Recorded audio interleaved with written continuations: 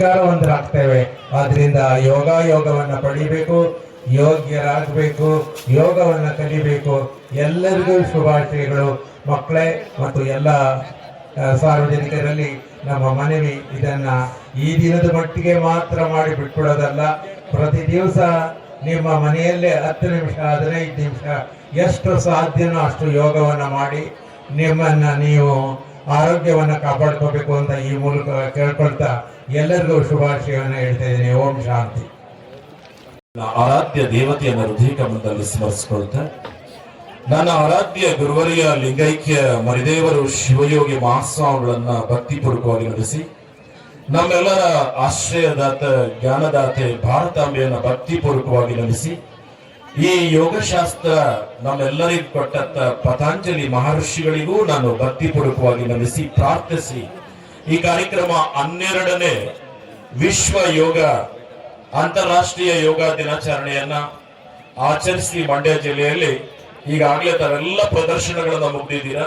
ಈ ಕಾರ್ಯಕ್ರಮದ ಸಾನ್ನಿಧ್ಯವನ್ನು ವಹಿಸಿದಂತ ನನ್ನ ಆತ್ಮೀಯ ಪೂಜ್ಯರಾದಂತಹ ಶ್ರೀ ಪುರುಷೋತ್ತಮಾನಂದ ಮಹಾಸ್ವಾಮೀಜಿ ಅವರಲ್ಲಿ ಶರಣಾರ್ಥಿಗಳನ್ನ ಹೇಳ್ತಾ ಈ ಕಾರ್ಯಕ್ರಮದಲ್ಲಿ ಉಕ್ಕು ಮತ್ತು ಬೃಹತ್ ಕೈಗಾರಿಕೆ ಸಚಿವರಾದಂತ HD ಕುಮಾರಸ್ವಾಮಿ ಅವರೇ, ಹಾಗೆ ಈ ಕಾರ್ಯಕ್ರಮದಲ್ಲಿ ಆಸೀನರಾಗಿರುವಂತಹ DC ಅವರೇ ಡಾಕ್ಟರ್ ಕುಮಾರ್ ಅವರೇ, ಹಾಗೆ SP ಅವರಾದಂತಹ ಶುಭಾರಾಣಿ ಅವರೇ, ಹಾಗೆ ADC ಅವರಾದಂತ ಶಿವಾನಂದ ಮೂರ್ತಿ ಅವರೇ, ಹಾಗೆ CO ಆದಂತ ನಂದಿನಿ ಅವರೇ, ಶಾಸ್ತ್ರಿಗಳೇ, ಹಾಗೆ ಪುಷ್ಪ ಅವರೇ, ಹಾಗೆ ಈ ಕಾರ್ಯಕ್ರಮದಲ್ಲಿ ಆಸೀನರಾಗಿರುವಂತಹ ಯೋಗದ ಎಲ್ಲ ಬಂಧುಗಳೇ, ನಿಮ್ಮ ಅಂತರಾತ್ಮಕ್ಕೆ ನನ್ನ ಶರಣಾರ್ಥಿಗಳು.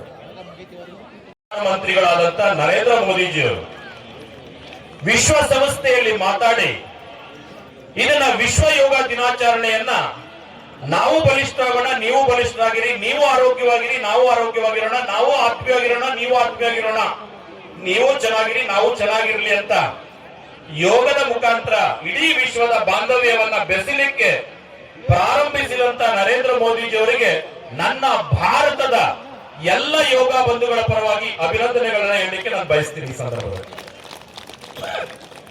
ಸುಮಾರು 3 ವರ್ಷದಿಂದ ನಮ್ಮ ಅಧಿಕಾರಿ ವರ್ಗದವರು ಬಹಳ ಅಚ್ಚುಕಟ್ಟಾಗಿ ಮಾಡ್ಕೊಂಡು ಬರ್ತಾ ಇದ್ದಾರೆ. ಇವತ್ತು ಈ ವರ್ಷ ನೋಡಿ ಇನ್ನೂ ತುಂಬಾ ಖುಷಿ ಆಯ್ತು. ಬಹುಶಃ ನಾನು ಪ್ರತಿ ವರ್ಷ ಬರ್ತಾ ಇದ್ದೀನಿ ಈ ಕಾರ್ಯಕ್ರಮಕ್ಕೆ.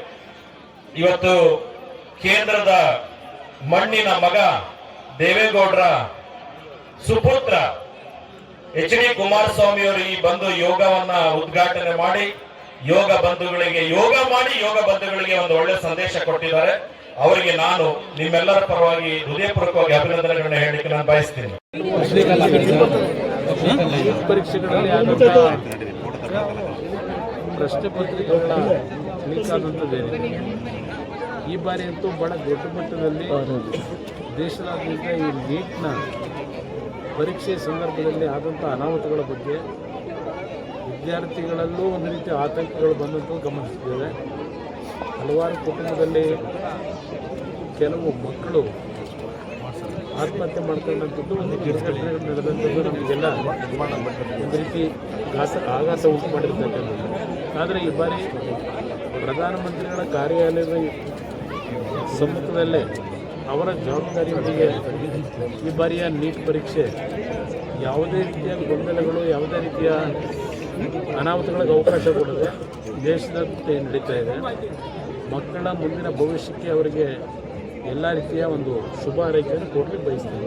ಸರ್, ಇಷ್ಟೊಂದು ಭದ್ರತೆ ಇಲ್ಲ ಅಂದರೆ ನಿಜಕ್ಕೂ ಕೂಡ ಪರೀಕ್ಷೆ ನಡೆಸೋಕೆ ಆಗದೇ ಇಲ್ಲೋ ಸರ್? ಅಂಥ ಪರಿಸ್ಥಿತಿ ಬಂದು ಇದು ನನ್ನ ಅಭಿಪ್ರಾಯದ ವೈಯಕ್ತಿಕವಾದ ಅಭಿಪ್ರಾಯ.